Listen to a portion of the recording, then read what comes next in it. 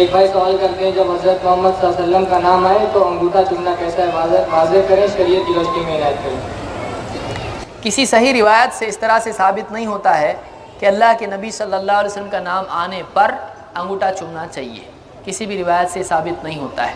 اگر ثابت ہو تو کیا جائے، لیکن اللہ کے رسول صلی اللہ علیہ وسلم کی تعلیمات یہی ہیں کہ البخیل من ذکرت عنده فلم یصلی علیہ، بخیل وہ ہے، کنجوس وہ ہے کہ میرا نام اس کے سامنے لیا جائے، میرا تذکرہ اس کے سامنے ہو اور پھر بھی وہ صلاۃ نہ پڑھے، یہ نہیں کہا انگوٹھے نہ چومے۔ تو اس لیے یہ چیز ہم کو ثابت نہیں ہوتی ہے کہ انگوٹھے چومنا چاہیے، بلکہ اللہ کے رسول صلی اللہ علیہ وسلم کا نام آنے پر آپ پر صلاۃ بھیجنا یہی ہم کو ثابت ہوتا ہے۔ یہ کسی صحیح روایت سے ثابت نہیں ہوتا کہ انگوٹھے چومنا چاہیے۔ میرے آقا وہاں پر کھڑے ہو کر اپنی امت کا انتظار کر رہے ہوں گے۔ سرکار جنت میں ایک دفعہ نہیں کئی دفعہ جائیں گے، ایک دفعہ جائیں گے پھر دیکھیں گے اچھا یہ گھر خالی ہے، لوٹ کر آئیں گے، پھر ایک کو پکڑ کے لائیں گے، فرمایا یہ تیرا گھر، پھر جائیں گے، پھر آئیں گے، پھر جائیں گے، پھر آئیں گے۔ پوچھا گیا علماء سے حضور کس کو ڈھونڈیں گے صفوں میں؟ تو علامہ شامی لکھتے ہیں جو حضور کا نام سن کر نام چوم لیتا ہوں۔ یہ سیدنا صدیق اکبر نے چوما تھا، اور سرکار نے فرمایا، اللہ علی قاری نے موضوعات الکبریٰ میں لکھا کہ انگوٹھا چومنا اشہد ان محمد رسول اللہ، یہ کیوں منع ہے؟ چڑھنے کی ضرورت، مجھے تو یہ لاجک کی سمجھ میں نہیں آئی، یہ جائز نہیں ہے، جائز نہیں ہے، جائز نہیں ہے۔ تو میں نے کہا اس میں اتنا ناراض کیوں ہو رہے ہیں آپ؟ یہ کسی مولوی صاحب کے لیے کیا جاتا، کسی پیر صاحب کے لیے کیا جاتا تو آپ کا غصہ ہمیں تھوڑی دیر کے سمجھ میں آتا ہے۔ خدا جس کے پاؤں کے تلوے کی دھول کو یاد کرے تو اس کے نام کو اگر چوم لے تو یہ بدعت کہاں سے ہو سکتا ہے؟ سمجھ رہے میری بات آپ؟ یعنی اللہ تو فرمائے وَأَنْتَ حِلٌّ بِهَذَا الْبَلَدِ، محبوب تیرے پاؤں کے نیچے جو مٹی لگتی ہے میں اس کی بھی قسم اٹھاتا ہوں۔ وہ رب اعلیٰ ہے، وہ رب اعلیٰ ہے، جل وعلا ہے، لیکن محبت ایسی کہ محبوب تیری جبین کی بھی قسم اٹھائیں گے، تیری زلفوں کی بھی اٹھائیں گے، تیرے سینے کی بھی اٹھائیں گے، تیرے ہاتھوں کا وصف بھی بیان کریں گے، تیرے پاؤں کی استقامت بھی بیان کریں گے، اور محبوب تیرے پاؤں کی خوبصورتی کا بھی ذکر کریں گے، اور جو خاک لگ جائے اس کی کرامت کو بھی بیان کریں گے۔ مجھے بتا اس کے یہ زیادہ مشکل ہے یا انگوٹھا چومنا؟ یہ زیادہ۔ تو جب رب یہ بیان کر دے تو انگوٹھا چومنے کی اہمیت سے زیادہ تو یہ چیز تھی نا، لیکن انگوٹھا چومے تو انہیں ناراضگی ہو جاتی ہے۔ تو میں نے کہا ناراضگی کیوں؟ جب اذان ہوئی حضرت بلال نے اذان دی اشہد ان محمد رسول اللہ، حضرت ابو بکر کو کسی نے کہا نہیں تھا، لیکن فوراً روایت میں آتا ہے سبابہ، آپ نے اپنی شہادت کی انگلی اور ایک روایت میں آتا ہے انگوٹھا، اس کو چوم کر اپنی آنکھوں سے پھیرا کہ فاصلہ ہے، دس بوسی نہیں کر سکتا، تو بس ایسی حضور کا نام چوم لیتا ہوں۔ میرے آقا نے دیکھ کر فرمایا جس نے ایسا عمل کیا نا جیسے میرے ابو بکر نے کیا ہے، میری شفاعت اس پر حلال ہے۔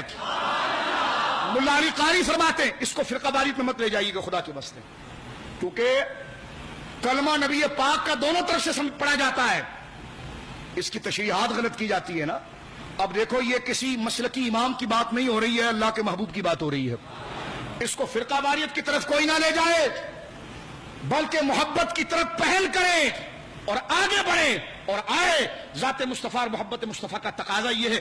حضرت ابوبکر نے جب انگوٹھا چوما حضور نے یہ نہیں فرمایا کیوں چوم لیا، کبھی میں نے کہا تھا تجھے ایسا کرنے کے لیے؟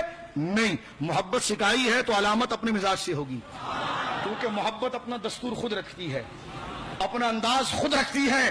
جب حضرت ابوبکر نے چوما حضور نے فرمایا جس نے ابوبکر جیسا عمل کیا اس پر میری شفاعت واجب ہے، اس پر میری شفاعت واجب ہے۔ ملا علی قاری پوری سنت کی تحقیق کرتے ہوئے آتے ہیں، آخر فرماتے بھائی راوی کو چھوڑ یار، چھوڑ راوی کیسا تھا، کیا کر رہا تھا، کیا کر رہا تھا، چھوڑو راویوں کو۔ تو کہا پھر فرما ہمارے لیے ابوبکر کا عمل کافی ہے۔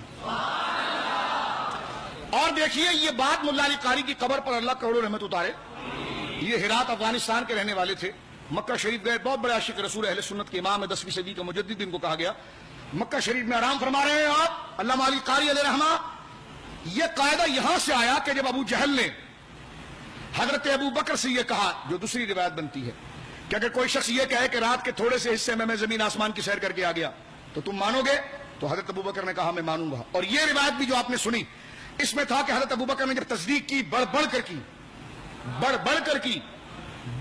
کی، تو سرکار نے یہ نہیں کہا کہ تجھ سے تھوڑی تصدیق چاہ رہا ہوں، تصدیق ان سے چاہ رہا ہوں، تصدیق تجھ سے تھوڑی چاہ رہا ہوں، تصدیق تو ان سے چاہ رہا ہوں، تو میرا غلام ہے۔ لیکن صدیق اکبر نے فرط محبت میں بڑھ کر جب سب سے پہل کی ہے تو پہلے خلیفہ ہیں۔ جب پہل کی آپ نے اس مسئلے میں بھی اولیت حضرت ابوبکر کی، ٹھیک ہے، جب پہل کی ہے تصدیق معراج کی تو سرکار نے فرمایا ابوبکر تو صدیق ہے۔ اللہ کہتا ہے تو صدیق، سب سے زیادہ سچ بولنے والا۔ جو عاشق لوگ ہوتے ہیں نا، جو صرف اہل سنت میں پائے جاتے ہیں، وہ کہتے ہیں کہ حضرت ابوبکر تو پیدائشی سچ سے زیادہ سچ کہنے والے ہیں، انہوں نے اس سے پہلے کب جھوٹ بولا معاذ اللہ، ہمیشہ انہوں نے سچ کہا، لیکن کسی اور واقعے پر ان کو صدیق نہیں کہا گیا، اس واقعے پر صدیق کیوں کہا گیا؟